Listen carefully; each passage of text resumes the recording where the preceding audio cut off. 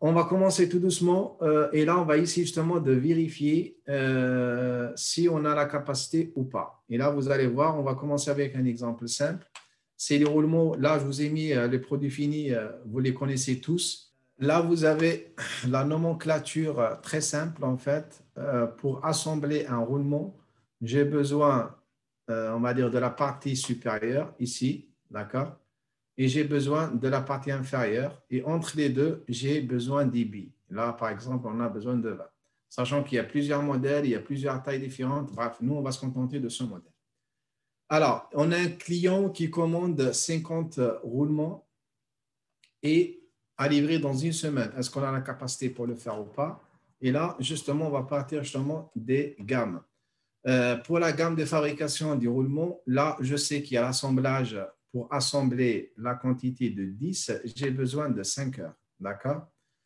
Ensuite, pour fabriquer 100 billes, j'ai besoin de 1 heure. Pour fabriquer 10 BE, on va dire c'est la partie supérieure, j'ai besoin de 2 heures. Et pour fabriquer la partie inférieure 10, j'ai besoin de 1 heure. Et chacun, il sera exécuté sur une machine différente. Maintenant, la question qu'on pose, est-ce qu'on a la capacité pour le faire ou pas? Est-ce qu'on peut le réaliser dans une semaine ou pas? Et là, on parle justement de ces données. Pour fabriquer une seule, du coup, j'aurai besoin d'une unité, 20 unités. Pour en fabriquer 50, là, j'ai besoin de 50, 50 et 20 multiplié par 50, ça nous donne 1000. Est-ce que ça va jusqu'ici? Si on n'a pas beaucoup d'expérience, mais du coup, qu'est-ce qu'on va dire? On va tout simplement raisonner. On va dire, finalement, je vais faire une règle de 3. Alors, la règle de 3, comment on va faire? On va tout simplement, regardez, je n'ai pas une souris qui me permet de faire d'écrire correctement, mais bref, regardez ici. Pour fabriquer 10, vous voyez, j'écris très mal. Roulement, là, j'ai besoin de combien? J'ai besoin de 5 heures. OK? Maintenant, pour fabriquer 50 roulements, j'ai besoin de X heures. OK? Alors, le X, c'est quoi? Le X, ici, est égal, là, la règle de 3, 5 fois 5 divisé par 10. C'est ça? Ça me donne 25. Et c'est comme ça que j'ai fait pour trouver pour tout le reste. OK? Pour 50, j'ai besoin de 25. Pour fabriquer 50 billes, j'ai besoin de 5 heures. Pour fabriquer 50 BE, j'ai besoin de 10 heures. Et pour fabriquer 1000 billes, j'ai besoin de 10 heures. Ça va jusqu'ici ou pas? Tout le monde sait d'où ça vient ces informations.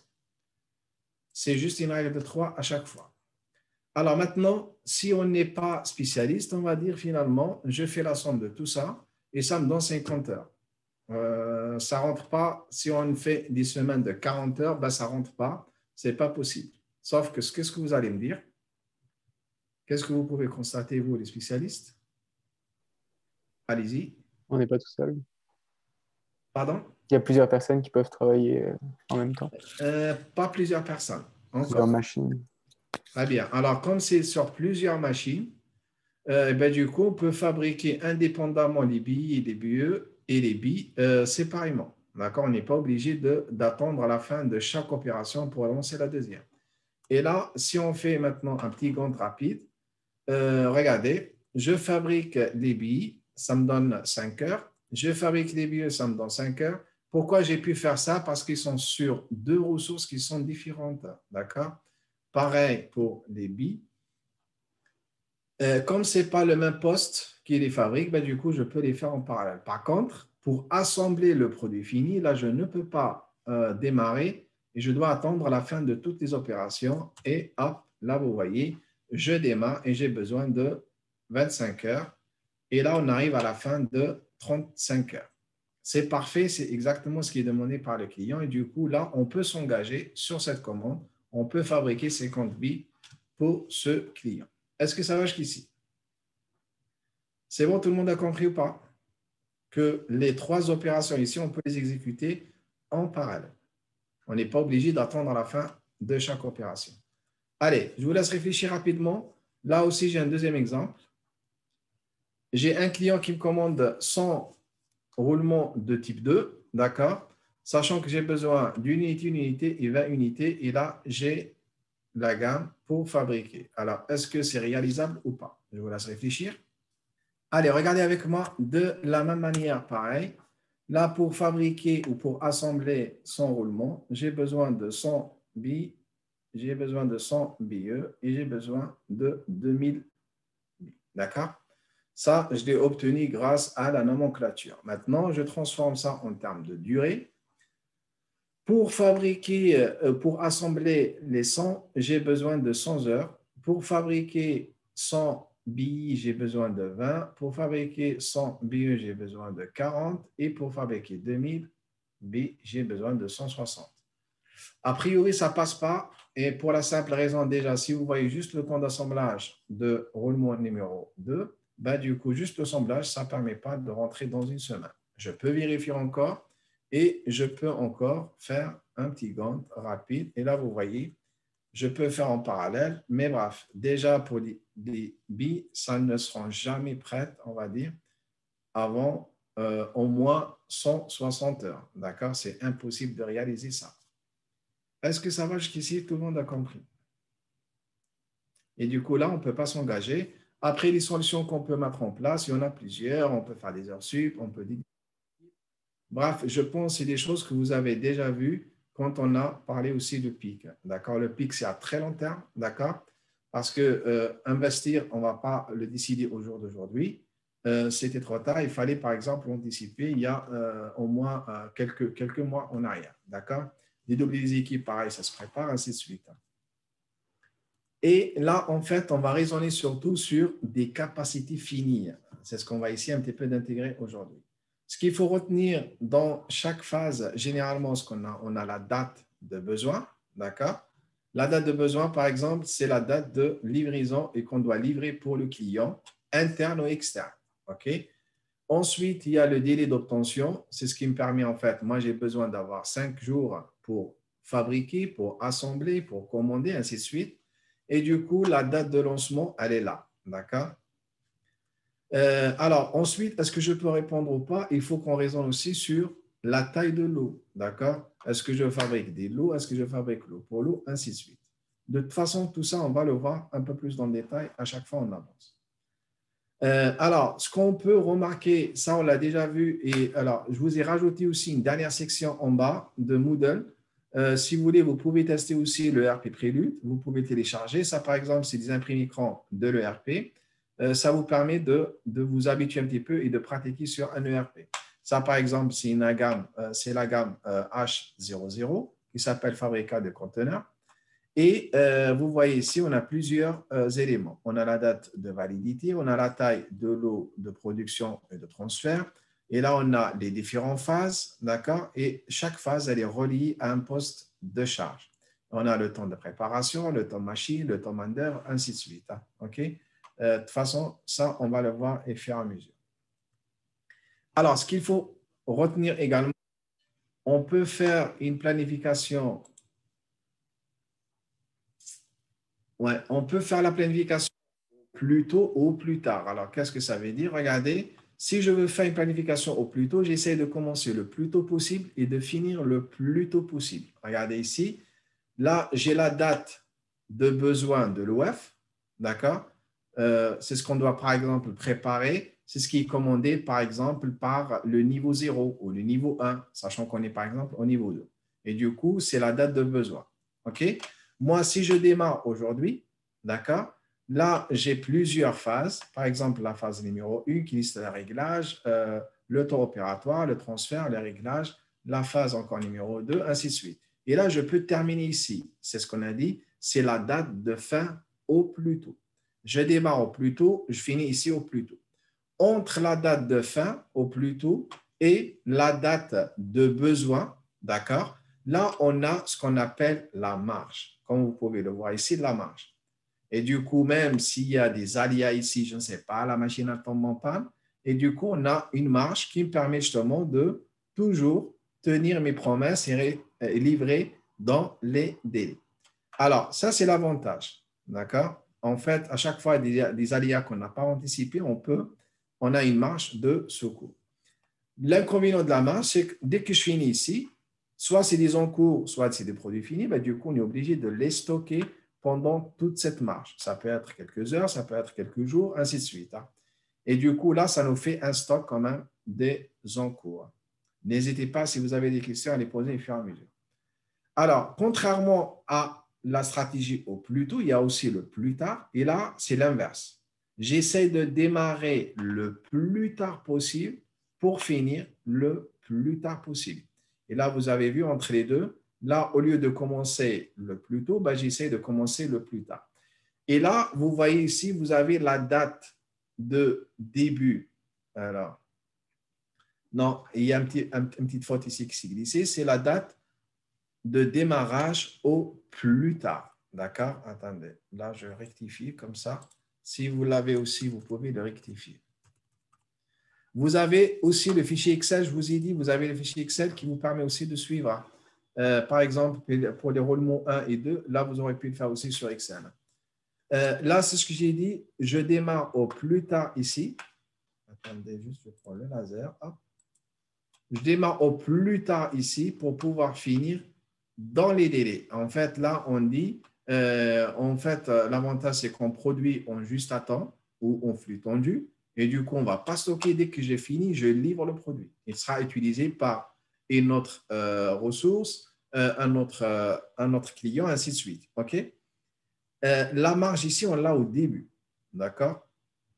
Le problème dans cette stratégie, c'est vrai qu'on ne stocke pas, c'est bien, mais s'il y a le moindre souci au niveau de ces étapes, l'exécution de ces phases, ben, du coup, on n'a aucune marge. C'est sûr qu'on va livrer le produit en retard.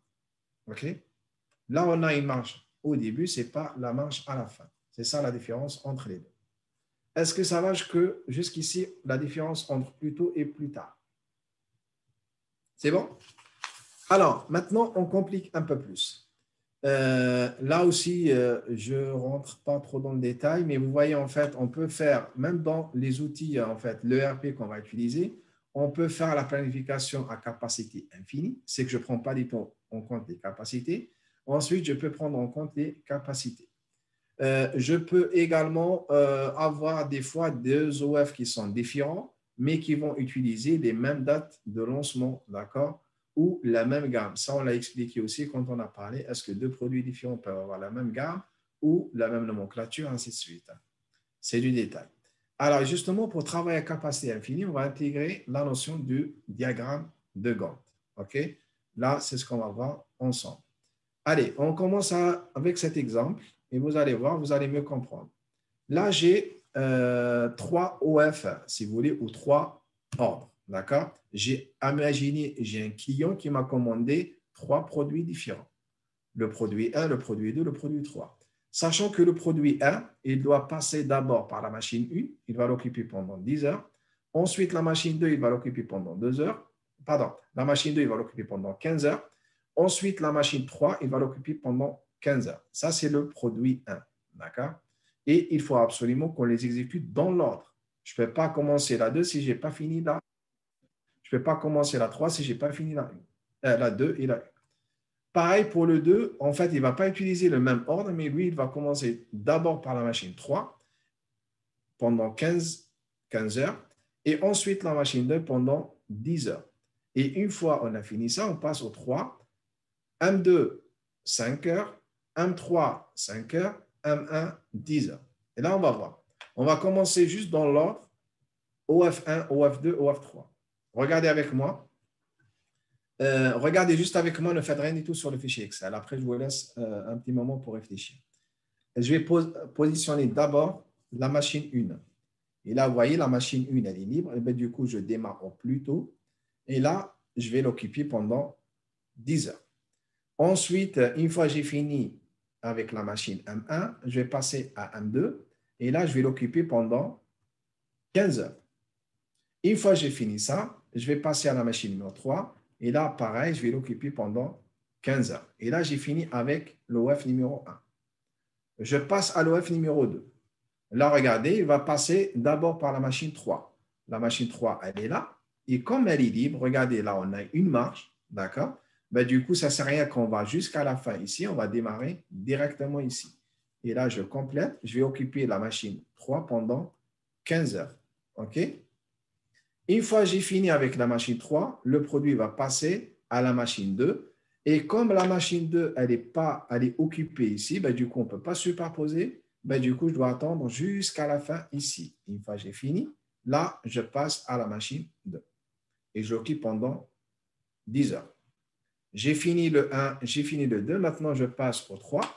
Alors, pour le 3, qu'est-ce qu'on va faire? On va tout simplement commencer par la machine 2. Pareil, là, la machine 2, regardez, on a une marche de 10 heures. Là, moi, j'ai besoin uniquement de 5 heures. Ben, du coup, ça ne sert à rien que j'aille jusqu'à la fin. Je peux déjà l'occuper ici. OK? J'occupe la machine 2 pendant 5 heures. Ensuite, la machine 3, regardez, ici, elle est occupée. Je viens jusqu'ici. Et là, je vais l'occuper pendant 5 heures. J'ai fini avec la machine 2 et 3. Je passe à la machine 1. Et bien, du coup, je vais occuper la machine. Regardez, la machine 1 ici. Dès que j'ai fini, elle est libre. Je peux l'occuper directement ici. Et là, on a fini avec l'OF numéro 1, l'OF numéro 2, l'OF numéro 3. Est-ce que c'est clair pour tout le monde? Est-ce que vous avez des questions? Allez, je vous laisse maintenant réfléchir. Si vous ne l'avez pas fait, vous refaites le premier. Et vous essayez de réfléchir maintenant si on change l'ordre ici. Est-ce qu'on trouve la même chose ou pas? Et vous me dites, c'est quoi l'heure de fin? De la même manière, là, je viens ici. Par contre, je vais commencer par l'OF numéro 2. Et du coup, il va passer d'abord par la machine 3. Il va l'occuper pendant 15 heures. Et du coup, vous voyez, là, j'occupe la machine pendant 15 heures. Ensuite, j'ai fini avec la machine 3, je passe à la machine 2. Et là, je vais l'occuper pendant 10 heures. OK? Dès que je peux. Vous voyez, là, je la positionne directement. Je passe au 3. D'abord, la machine 2 pendant 5 heures. Et du coup, ça ne sert à rien que je commence ici. Je peux commencer ici comme une marche. Ensuite, la machine 3, regardez, la machine 3, elle est occupée ici. Ben, du coup, j'avance jusqu'à ce qu'elle soit libre. Et ben, du coup, je l'occupe pendant 5 heures. Une fois que j'ai fini ça, je passe directement à la machine 1. Là, on a fini avec l'OF numéro 3. Je passe et je reviens à l'OF numéro 1. Alors, l'OF numéro 1, il va démarrer avec la machine 1 d'abord. Ici, il va l'occuper pendant 10 heures. OK? Ensuite, la machine 3 pendant 15 heures. Et une fois on a fini la machine 2, on passe à la machine 3 qui démarre à partir de 40 et on va l'occuper pendant 15.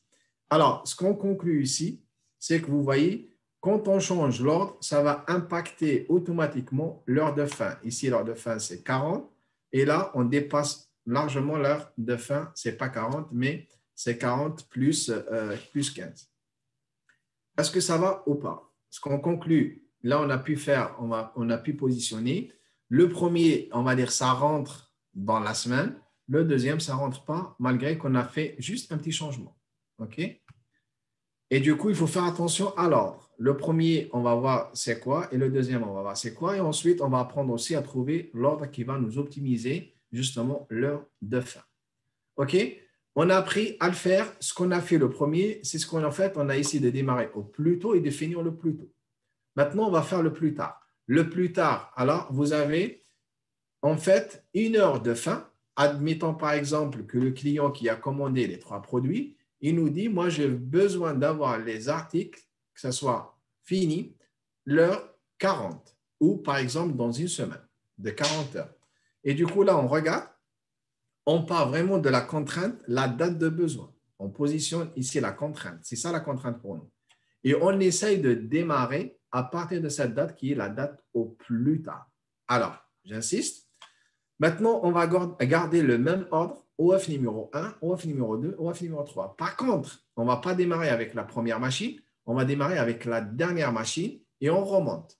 D'accord? Et du coup, ici, pour l'OF numéro 1, on va démarrer avec quelle machine? On va démarrer avec la machine 3 et on va finir au plus tard à 40. D'accord? Et du coup, comme on va l'occuper pendant 15 heures, il faut qu'on démarre au plus tard. Faites attention, regardez, je suis en train de… Tout à l'heure, je parlais au plus tôt, là, je parle au plus tard. Il faut qu'on démarre au plus tard à 25 pour qu'on puisse finir au plus tard à 40. J'ai fini avec la machine 3 Et du coup, la machine 2, elle doit se terminer, on va dire, au maximum à 25, d'accord? Et du coup, pour qu'elle se termine à 25, il faut qu'on la démarre au plus tard à 10, sachant qu'elle va occuper la machine 2 pendant 15 heures. OK? Et pareil, de la même manière, la machine 1, elle doit se terminer au plus tard à 10. Ben, du coup, il faut qu'elle commence au plus tard à 0. Qu'est-ce qu'on constate ici? Si vous voyez et vous regardez ici l'OF numéro 1, au plus tôt, au plus tard, il est identique, il n'a pas du tout bougé. Je tire encore une autre conclusion. Quand on a le plus tôt, le plus tard, c'est la même chose, il n'y a aucune différence, ils sont similaires. Là, on peut parler de chemin critique ou des tâches critiques. Ça veut dire quoi? Que ce soit au plus tôt, au plus tard, s'il y a le moindre incident sur ces tâches, ben, du coup, on n'arrivera jamais à respecter la date de fin de 40. OK? Et du coup, c'est des tâches à surveiller vraiment à la loupe. OK? Là, j'ai fini le 1, je passe au 2. Pareil, toujours, je commence par la fin. La fin, c'est la machine 2. Et du coup, la machine 2, elle peut finir au plus tard à 40. Ben, du coup, elle peut démarrer au plus tard à 30. Comme ça, elle se termine à 40. J'ai fini avec la machine 2. Je passe à la machine 3. Et là, elle doit se terminer au plus tard à 30. Mais du coup, elle peut commencer, d'accord? Comme la machine 3 aussi, elle est occupée ici, ben, du coup, on va démarrer à 10 pour qu'elle se termine au plus tard à 25. Et là, on a fini encore avec l'OF numéro 2. Je passe à l'OF numéro 3. Je commence toujours par la fin. Et du coup, qu'est-ce que je vais faire ici? Je vais à la machine 1. Vous voyez, la machine 1, elle est là. Et du coup, vous voyez, tout ça, c'est libre. Et du coup, on peut finir au plus tard à 40. Et pour finir au plus tard à 40, il faut absolument qu'on démarre au plus tard à 30. J'ai fini avec la machine 1. Je monte à la machine 3. Et du coup, la machine 3, regardez, elle est occupée tout le long. Elle est libre juste ici. Ben, du coup, je peux démarrer ou je peux finir d'abord au plus tard. D'accord? Et pour pour finir au plus tard à 10, je dois démarrer 5 heures avant. Et du coup, je dois démarrer au plus tard à 5. J'ai fini avec la machine 3. Je passe à la machine 2 ici. Et du coup, pareil, je dois finir au plus tard à 5. Il faut absolument que je démarre au plus tard à 0. Est-ce que ça va? Jusqu'ici, là, on a terminé au plus tôt, au plus tard. C'est fait et c'est acquis. Est-ce qu'il y a des remarques? Est-ce qu'il y a des choses que vous n'avez pas compris? C'est bon pour tout le monde? Tout est clair? Ben, s'il n'y a aucune question, c'est parfait. Alors, juste maintenant, faites attention. Là, au niveau de l'atelier, généralement, on va utiliser, soit au plus tôt ou au plus tard, on va utiliser l'un des deux. C'est ce qui nous intéresse. Hein. Par contre, pour le service commercial, ils s'en foutent complètement que ça démarre, ça se termine. Pour eux, ce qui les intéresse, pour chaque commande, en fait, quand est-ce qu'elle doit se terminer, quand est-ce qu'elle doit démarrer. C'est ça, en fait. On va juste cumuler, on va regarder, et c'est la vision commerciale qu'on va leur donner. Ça leur permet justement de discuter avec les clients, soit internes, soit externes. Et du coup, ils savent très bien que le premier OF, il se termine à 40, le deuxième à 35 et le troisième à 30. C'est tout. Je préfère partager comme ça, je préfère, on va dire, corriger comme ça, on gagne un peu plus de temps. Et du coup, alors, ce qu'on va faire, pareil, on commence toujours par P1, d'accord? P1, il va passer par la M2, 10 périodes, M1, 12 périodes, M3, 13, M4, ainsi de suite, OK? Là, vous voyez M2, M1, M3 et M4. Et là, vous voyez bien que j'ai respecté ces 10 périodes, 12, 13 et 4. Ensuite, je passe au P2. P2, il va démarrer avec la machine 2, sauf qu'elle est occupée. Ben, du coup, on démarre ici. M2, 7, M1, 12, M3, 10 et M4, 8. Ensuite, le P3, d'accord? Il va passer par M3, 14, M2, 10 et M4, 4. Ensuite, le dernier, il va passer d'abord par M1, 8, M2, 14 et M4, 15. C'est bon jusqu'ici pour tout le monde. Maintenant, le plus tard. Alors, qu'est-ce que j'ai dit? On fixe comme objectif de terminer à 70 au plus tard. Et du coup, là, je commence toujours dans l'ordre. P1, P2, P3, P4. Et vous savez maintenant, le piège, c'est que je commence toujours par la fin et je remonte. Et là, regardez, je commence par M4 pendant 4, M3 pendant 13, M1 pendant 12 et M2 pendant 10. Et là, j'ai fini. Ensuite, le P2, pareil, je commence toujours par la fin. M4, il est occupé. Dès qu'il est libre, je l'utilise pendant 8. M3, 10. M1, 12. Et M2, 7. Pareil, là, vous voyez P3, il démarre avec P4 aussi. En fait, il finit avec P4. P2 et M3. J'ai dit P, mais c'est M. M4, M2, M3. Et enfin, le P4, il démarre avec M4 pareil, 15, M2, 14 et M1, 8. Est-ce que ça va? Vous avez tous trouvé la même solution? C'est bon? Est-ce qu'il y a des questions plutôt plus tard? Ça va? Tout le monde est à l'aise? Il n'y a aucun piège. Là, d'un coup, là, on garde juste l'ordre, on commence juste par la fin. Alors, par contre, ça, c'est intéressant, il faut absolument suivre. Il y a différents heuristiques, d'accord, pour placer les ordres.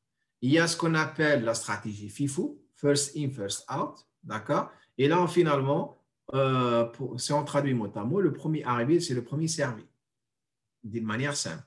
Dans une queue, on applique toujours la stratégie FIFO, d'accord? Le premier qui est arrivé, ben, c'est le premier qui est servi. Ainsi de suite, jusqu'au dernier, ben, il sera le dernier. L'IFO, c'est quasiment l'inverse. C'est last in, first out. C'est le dernier arrivé qui est le premier servi. Est-ce que vous pouvez me donner des exemples? Par exemple, quand on remplit un bus, si on remplit du fond vers l'avant, le dernier qui arrive, bah, il sera tout devant et ce sera le premier à sortir aussi. Très bien. On va juste changer, pas bus, mais camion. Regardez, si vous transportez de la marchandise, quand vous commencez à charger, la première pièce ou le premier carton, vous le mettez tout au fond. D'accord? Quand vous allez décharger, bien évidemment, vous allez commencer par le dernier, pas le premier que vous avez mis. Vous avez aussi l'exemple de l'ascenseur. Vous montez dans l'ascenseur. Généralement, le premier, il se met au fond et le dernier qui est arrivé, ben, juste devant la porte. Et quand l'ascenseur s'ouvre, ben, du coup, c'est le dernier qui est arrivé qui va sortir. Pareil aussi, si on est dans une plateforme, là, on va par exemple empiler des palettes ou des cartons. Le dernier carton, c'est le premier qu'on va utiliser, ainsi de suite. Alors, il y a aussi la stratégie SPT. Là, ce qu'on va s'intéresser, en fait, on va s'intéresser au temps opératoire. D'accord? Le temps opératoire, en fait, c'est la durée pour exécuter cette tâche.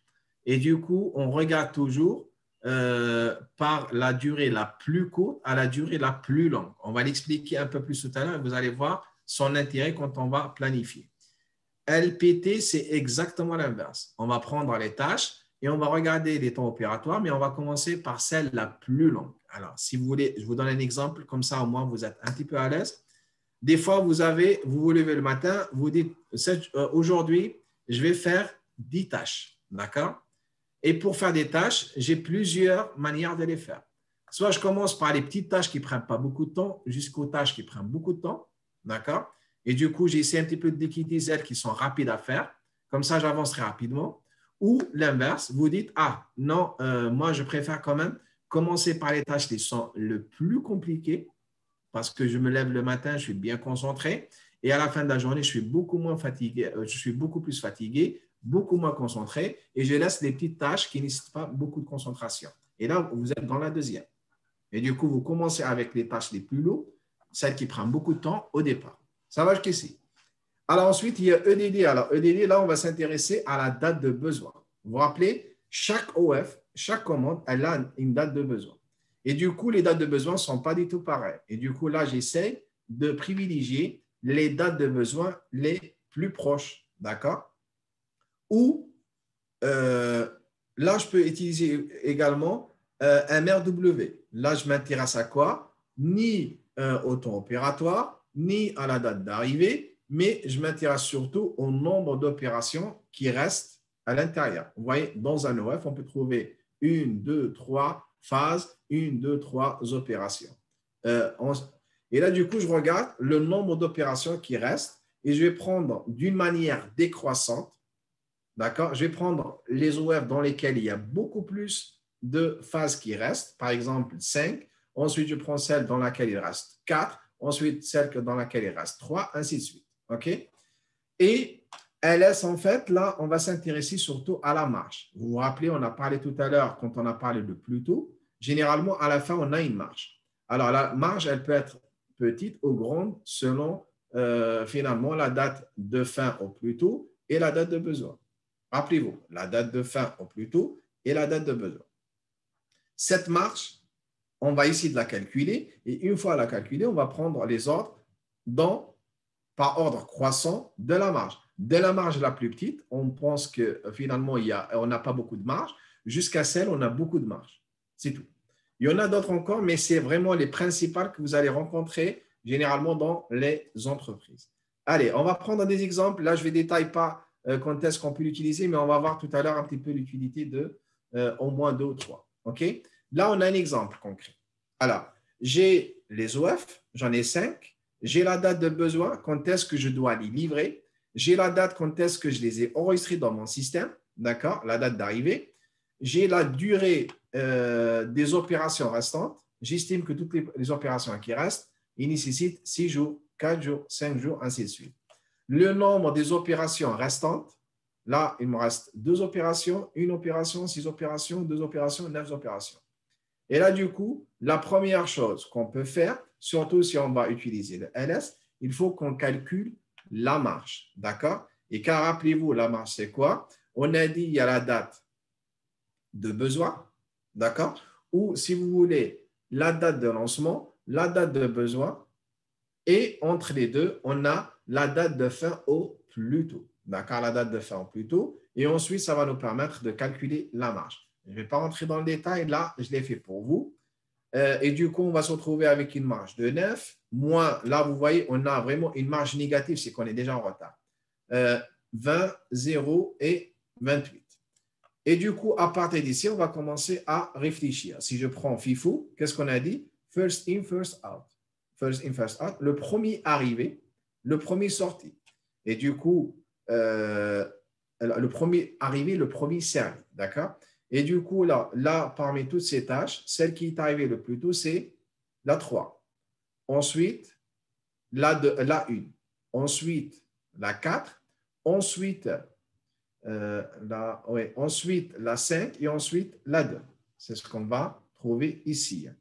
Alors, les fous, je ne réfléchis même pas, c'est exactement l'inverse. Regardez 2, la 2, 5, 5, 4, 4, 1, 1 et 3, 3. J'inverse d'une manière simple sans perdre beaucoup de temps.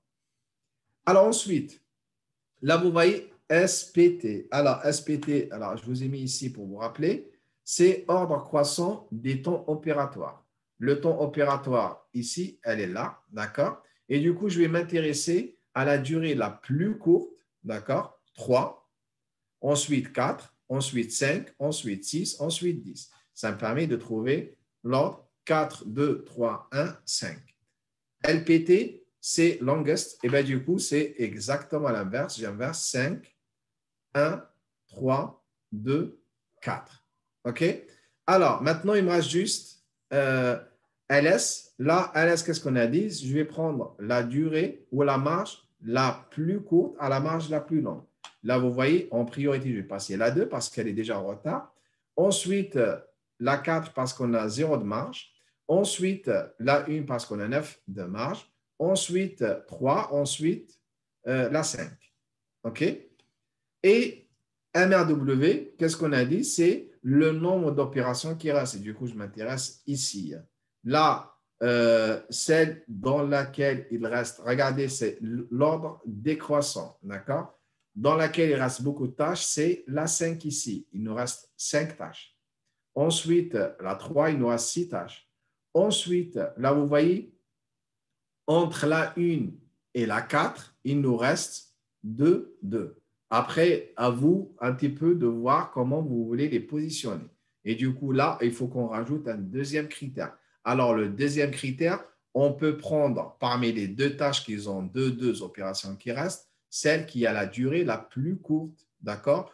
Ou on peut inverser, ou celle qui a la marge la plus faible, à vous de voir. Là, par exemple, moi, entre les deux, j'ai classé d'abord la 4, d'accord? Pourquoi? Parce que c'est celle qui a la durée la plus courte.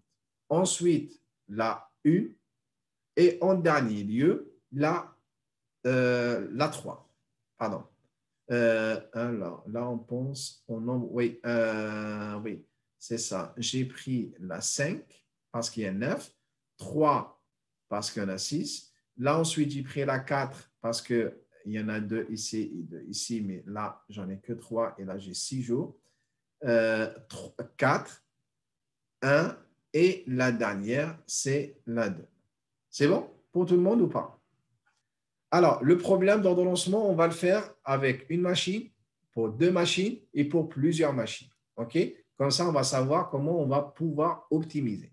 Alors, là, vous allez avoir peur un petit peu, mais bref, oubliez tout ça.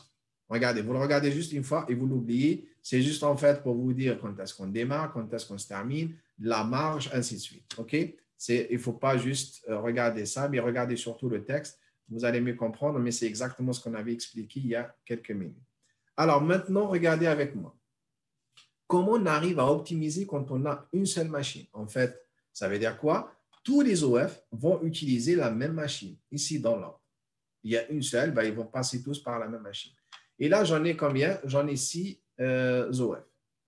Le premier, il va l'occuper pendant 100, 10, 60, 2, 20 et 3. Alors, regardez, si maintenant je calcule et je les exécute dans l'ordre, d'accord? Là, regardez, le premier, il va se terminer à quand? Après 100 périodes. Le deuxième, après 110 périodes, ainsi de suite. Maintenant, si je calcule la durée moyenne ou l'heure de fin moyenne pour chaque OF, je vais prendre juste 10, 110, 170, ainsi de suite. Tout ça, c'est la somme. Je divise par 6. Et je dis, en moyenne, d'accord, en moyenne, je peux terminer mes OF. J'ai besoin de 156 périodes pour terminer les OF. D'accord? C'est le délai plus ou moins de mon engagement. OK? Maintenant, si on veut réduire ce délai, là, on va changer. On ne va pas utiliser l'ordre classique, mais on va utiliser ce qu'on appelle, et ce que vous avez vu tout à l'heure, SPT. Et là, du coup, je vais m'intéresser à quoi? Je vais m'intéresser à la durée la plus faible jusqu'à la durée la plus longue.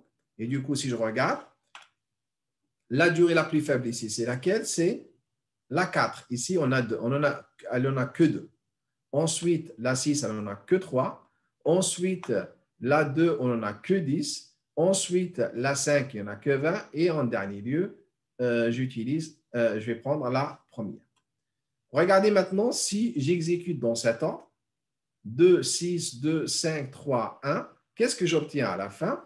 Si je recalcule exactement la même chose, ou la durée moyenne ici, là, vous voyez, c'est 2 plus 5 plus 15, ainsi de suite, divisé par 6. Et là, je tombe à 57,8. Regardez, j'ai quasiment divisé la durée par 3. OK? Et pourquoi? Parce qu'on a commencé par la durée la plus courte et du coup, j'arrive à finir les tâches plus rapidement. En fait, je ne change pas. Ma journée, elle est la même, mais sauf qu'au lieu de commencer par les tâches les plus longues, ben, du coup, je commence par les tâches les plus courtes. Et du coup, je peux livrer plus rapidement les commandes. Est-ce que tout le monde a compris ça? Et du coup, vous avez compris l'intérêt de SPT, c'est qu'on va diminuer considérablement la durée moyenne de livraison. Ça va jusqu'ici? Quand je dis livraison, ça peut être aussi en interne, d'accord? Entre différents postes, entre différents services, ainsi de suite. Alors, ensuite, maintenant, si je veux intégrer un deuxième critère qui est en fait la date de besoin, ici, d'accord? Et du coup, je regarde et je refais la même chose. J'exécute dans l'ordre 1, 2, 3, 4 et je calcule et je vérifie surtout par rapport à la date de besoin le nombre des OF qui sont en avance, qui sont en retard. Là, regardez, le premier, il se termine à 7, mais on l'avait commandé pour le 11. Ben, du coup, c'est parfait. Le deuxième, on l'a terminé à 16, mais il était demandé à 13, ainsi de suite. Et du coup, si je regarde celles qui sont en retard, vous voyez, le premier, on l'a livré dans les délais. Par contre, le deuxième, il a 3 périodes de retard. Le troisième, il a 15 périodes de retard. Le quatrième, il a 12 périodes de retard. Et le dernier, il en a 18. Et du coup, vous voyez, quand même, je ne suis pas très performant parce que si je calcule mon niveau service, on est à 1 sur 5. C'est 20%. OK? Maintenant, si je veux améliorer ce niveau de service, qu'est-ce que je vais faire? Ben, du coup, je vais m'intéresser à quoi? Je vais utiliser la stratégie EDD.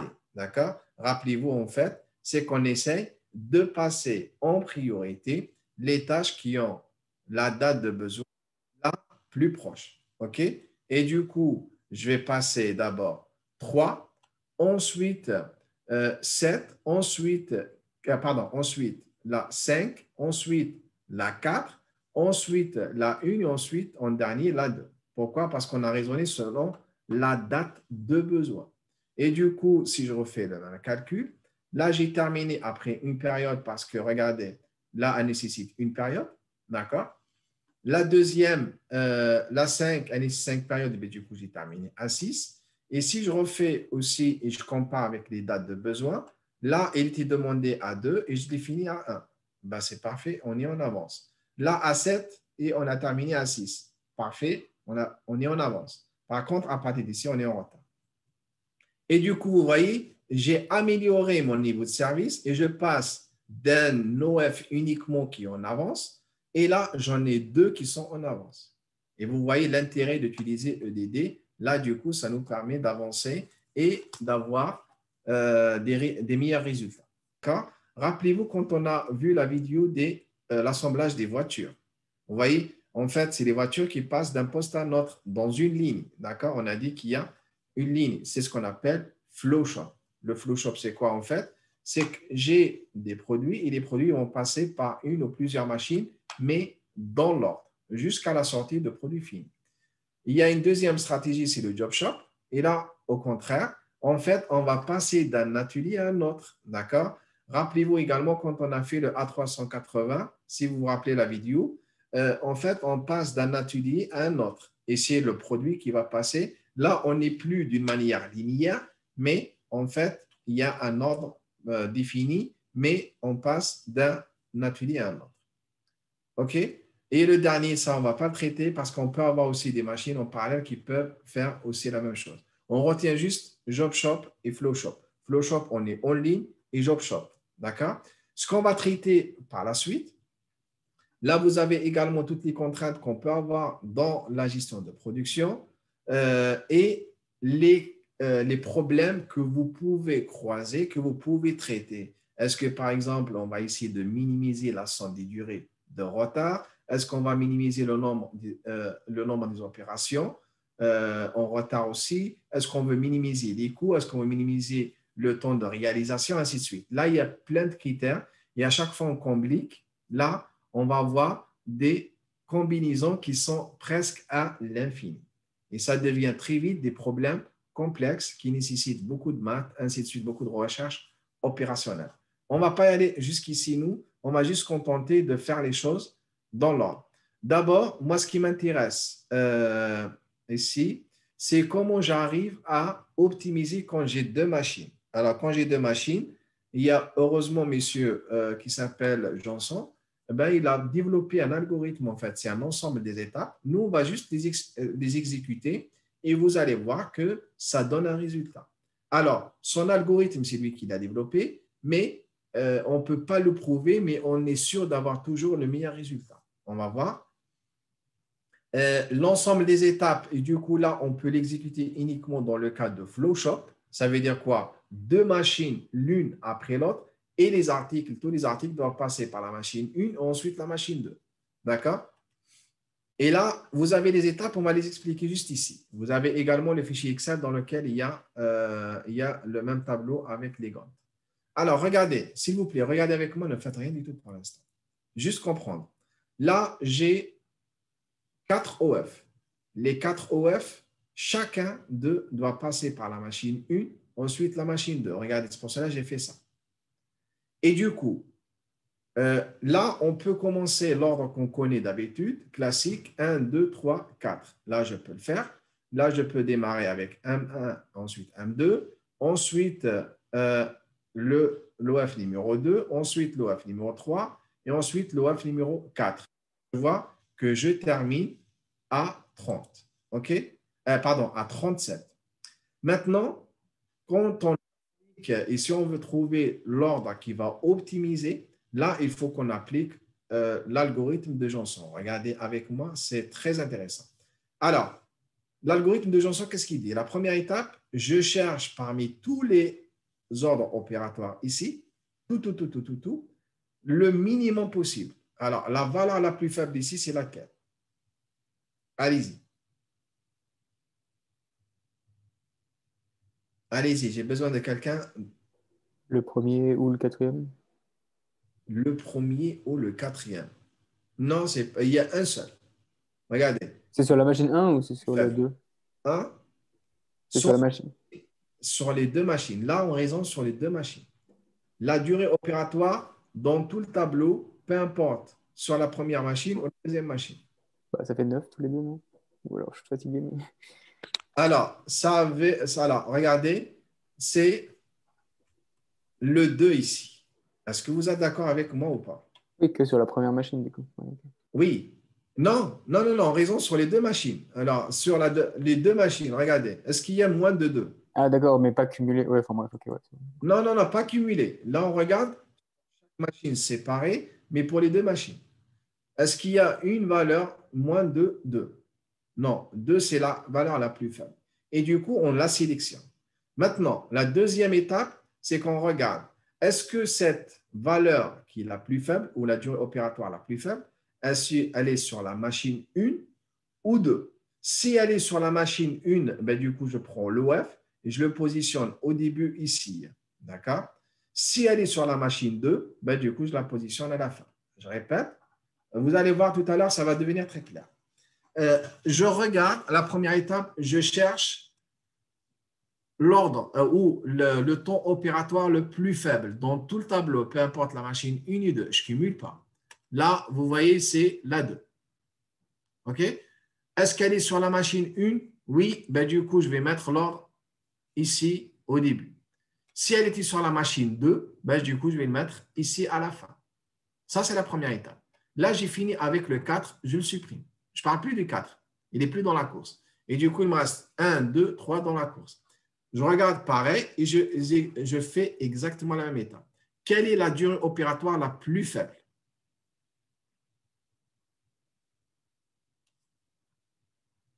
Allez-y. Du coup, c'est le 3 du 3. Alors, vous voyez, là, c'est le 3 du 3. OK? Et du coup, alors, est-ce qu'il est sur la machine 1 ou 2?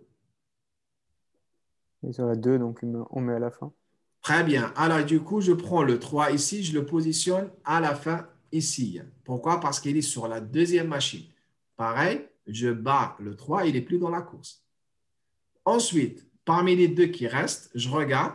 La durée opératoire la plus faible, c'est laquelle?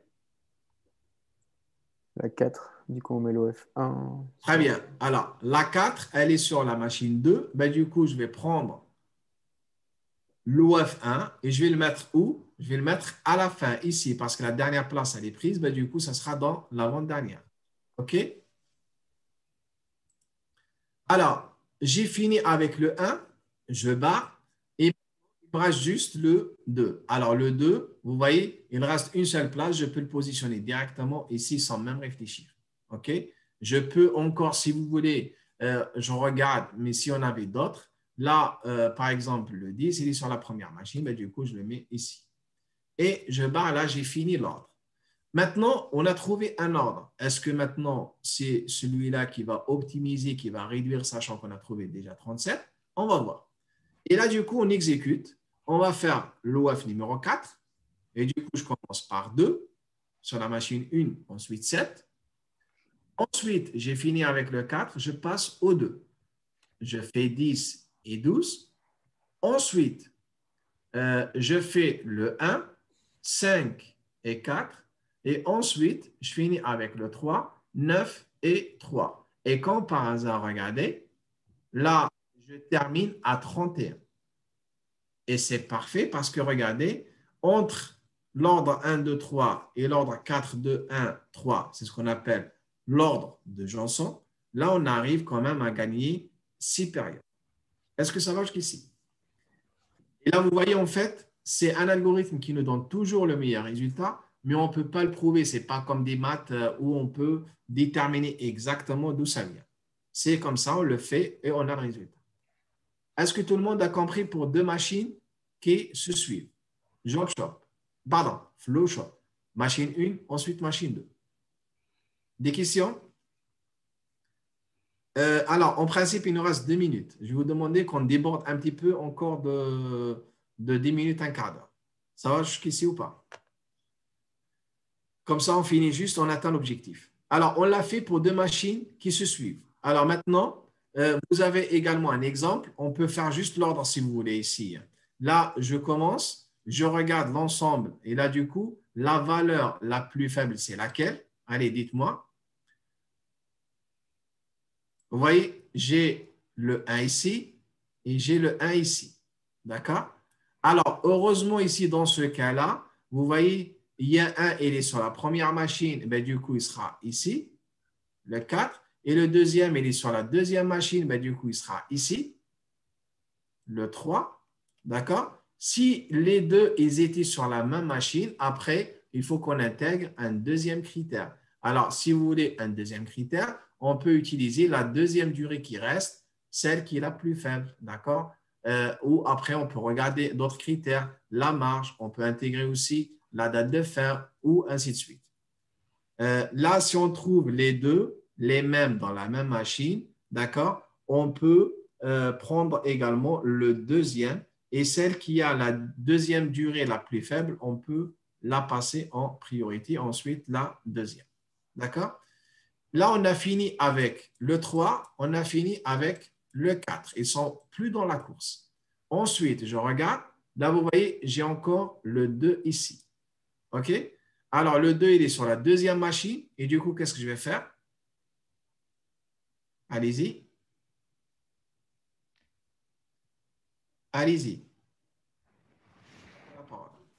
On le met juste avant le 3. Très bien. Alors, du coup, on va prendre le 1, on va le mettre ici. Et là, pareil, je bats, il n'est plus dans la course. Mais du coup, il me reste le 2 et le 5 ici. Entre le 2 et le 5, je vois que j'ai 3 ici. D'accord? Le 3, il est sur la deuxième machine. Ben, du coup, qu'est-ce que je vais faire? Je vais le mettre ici. Et là, j'aurai le 5 ici. D'accord? Et là, j'ai fini. Ben, il me reste quoi? Il me reste juste le 2 que je vais mettre directement ici. Après, si j'en ai d'autres, je réfléchis encore. 5 et 8, pardon, 8 et 10. Le 8, il est sur la première machine. Ben, du coup, je le mets en premier. Et là, on a trouvé l'ordre. D'accord? C'est parfait. On peut exécuter si vous voulez. Après, vous pouvez le refaire chez vous. Là, hop, j'efface. Et là, vous voyez, si je fais l'ordre classique, j'obtiens 30. Vous allez vérifier quand vous allez le faire. Et quand je fais l'ordre de Janson, là, j'obtiens 25. Et vous voyez qu'on a déjà gagné 5 périodes. Et c'est parfait. C'est exactement qu'on cherche. Là, on est vraiment dans une démarche d'amélioration, d'optimisation. Maintenant, vous allez me dire, OK, là, on a compris pour deux machines, mais comment on fait quand on a plusieurs machines, si on a plus de deux? Et du coup, il y a d'abord ces trois messieurs, c'est pour cela qu'on a pris les initiales, on a dit CDS, d'accord? Campbell, et ainsi de suite. Et ils ont développé aussi une méthode issue de Janson. Ils ont dit aussi, Janson, ça fonctionne pour deux machines. Ben, du coup, on va tricher un petit peu. On va prendre uniquement la première et la quatrième machine, par exemple, si on en a 4, et on va essayer de trouver juste l'ordre dans le cas de deux machines. Uniquement, c'est comme en fait, on a deux machines. On va trouver l'ordre. Et on va le garder pour l'instant. Ensuite, je vais prendre la première et la deuxième machine. Je fais la somme des deux. Je vais prendre la troisième et la quatrième. Je fais la somme des deux. Et là, c'est comme en fait, j'ai deux machines encore. Et je sais faire le jonction pour deux machines. Et ensuite, pareil, la troisième étape, je vais faire les trois premières et les trois dernières. Et là, vous voyez, je trouve aussi un ordre. OK? Et là, je vous donne un exemple, comme ça, vous allez me comprendre. Vous voyez, en fait, là, c'est les OF et là, j'ai les quatre machines. Ce qu'ils vont faire dans le CDS, la première chose, ils vont prendre tout simplement d'abord la première machine et la quatrième. Et parmi la première et la quatrième, ils vont trouver un ordre. Ici, l'ordre, c'est quoi? Regardez, j'ai le 3 ici, le 3 ici. Ben, du coup, ça sera le 3 et le 5. Ensuite, le 4 et le 4. Vous voyez, le 1 et le 4 ici. Et là, ils ont trouvé cet ordre. Là, on fait le compte. On arrive à 40. Ça, c'est la première solution. Je fais encore la deuxième solution. J'arrive et là, je fais la somme de la première et la deuxième. 8, la troisième et la quatrième, 10, ainsi de suite. Et là aussi, pareil, je vais ici de trouver un ordre. Là, c'est ça l'ordre qu'on a trouvé. Je représente et là, je trouve 43. Et du coup, pour l'instant, le meilleur résultat, c'est le premier de 40. Je refais encore pour les trois premières machines. 4 plus 4 plus 3, 11. 4 plus 3 plus 7, ça, c'est les trois dernières machines. Et là, vous voyez, c'est comme on a en fait deux machines. Pareil, j'applique jonction de deux machines et là, j'obtiens un ordre. Je vais vérifier et là, j'arrive à 41. Ce n'est pas intéressant, c'est toujours le premier qui est intéressant. Ben, du coup, on va garder le premier. Vous allez me dire, oui, mais si on a 10 machines, mais comment on va faire? Et du coup, ça, vous voyez, c'est relativement lent. C'est pour cela, heureusement, on a développé par la suite ce qu'on appelle l'algorithme de jonction généralisé. Vous allez voir, c'est très simple. Regardez avec moi. Peu importe si on a plus de deux machines, 3, 4, 5, 6, 7, 8, 11, 99, qu'est-ce qu'on fait? On va juste appliquer aussi un algorithme de jonction généralisé. Là, je vais prendre toutes les machines, d'accord, sauf la première machine. Je calcule le X. C'est ça le X. C'est la somme de toutes les machines, sauf la dernière. Ensuite, je calcule le Y. Le Y, c'est quoi? C'est toutes les machines, sauf la première machine. Je répète, le X, c'est toutes les machines, sauf la dernière. Le Y, c'est toutes les machines, sauf la première. Et là, je divise le X par le Y. D'accord? C'est ce que j'ai fait ici. Et c'est ce que j'ai fait ici. Et ensuite, je divise, j'obtiens des chiffres. Et c'est ces chiffres qui vont me permettre de trouver l'ordre. Et là, du coup, on va prendre de la valeur la plus faible à la valeur la plus grande. Et du coup, l'ordre ici, c'est quoi? C'est 4, 3, 2, 1. D'accord? Et du coup, là, j'ai appris encore non seulement qu'il y a l'ordre, qu'il y a le jonction normal de deux machines, il y a aussi l'ordre de jonction généralisé quand on a plusieurs machines. Et on est sûr toujours d'obtenir le bon résultat parce que si on le compare avec ce qu'on avait fait tout à l'heure dans le CDC, là, vous allez voir. Non, je ne l'ai pas fait. Mais si on le fait encore, soit on arrive à 40 ou mieux que 40. Mais au pire, on va arriver à 40. Et comme ça, on est sûr que l'algorithme de jonction généralisé, il permet d'obtenir des meilleurs résultats. OK? Là, on va s'arrêter ici pour ce cours et on ne va pas aller plus loin. Après, honnêtement, dans le programme, j'avais envie aussi de rajouter des choses, surtout qu'il y a un exercice, mais ce n'est pas grave, je vais ici de vous le mettre à votre disposition. Vous essayez de le faire, je vous mettrai le corriger, mais vous n'êtes pas obligé, on va dire, de le maîtriser à 100%, mais c'est vraiment, si vous voulez aller plus dans le détail, et surtout aussi, en fait, qu'est-ce que vous allez faire? Regardez, pour certains OF, là, ils passent par toutes les machines, par les 6 machines. D'autres, ils ne vont pas passer par toutes les machines, mais ils vont passer par la 3 et ensuite la 5. Et du coup, quand vous allez prendre le jonction généralisé, est-ce que vous allez considérer que celle-là, c'est la première ou finalement, c'est celle-là la première? C'est ce qu'on a et c'est ce qu'on fait la différence entre les deux types, en fait. Soit on fait du local, d'accord? Là, c'est du local. Pour moi, c'est la première, la dernière, la dernière. La première, la dernière, ici. et la première et la dernière. La première et la dernière. Je ne réfléchis pas globalement. Je réfléchis vraiment dans le détail pour chaque hour. Et là, pareil, je fais la somme, je calcule le X, je calcule le Y, et là, je divise. Et là, vous voyez, j'obtiens des valeurs. Et du coup, c'est la valeur la plus faible, elle est ici, le 1, ensuite 2, ensuite 3, ensuite 4, ensuite 5. Et là, j'ai l'ordre. Après, il me reste juste à le représenter sur le Gantt. D'accord? Je vous mettrai le corrigé. Et là, vous allez voir. En principe, c'est très simple. Si vous suivez exactement les mêmes étapes, il n'y a rien qui est compliqué. OK?